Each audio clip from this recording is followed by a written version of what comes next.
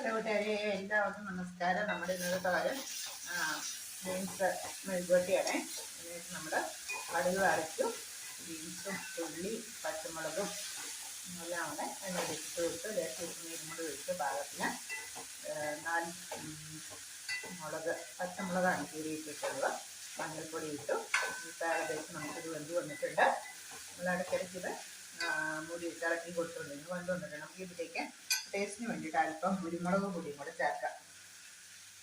എന്താ നല്ല സ്പൈസി ആയിട്ട് നല്ല ടേസ്റ്റി ആയിട്ട്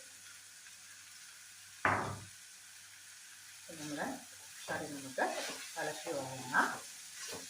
കുരുമുളക് പൊടിയും കൂടെ ഇട്ടിട്ടുണ്ട്. അപ്പോൾ ഇതാണ് നമ്മുടെ ഇന്നത്തെ സ്പെഷ്യൽ ബീൻസ് മെഴുകുവരട്ടി. ഓക്കെ, താങ്ക് യു കൂട്ടുകാരെ. അടുത്ത വീഡിയോ കാണാം. നിങ്ങൾ കമൻറ്റ് അറിയിക്കണേ ഇതുപോലെ കുറിച്ച് നോക്കിയിട്ട്.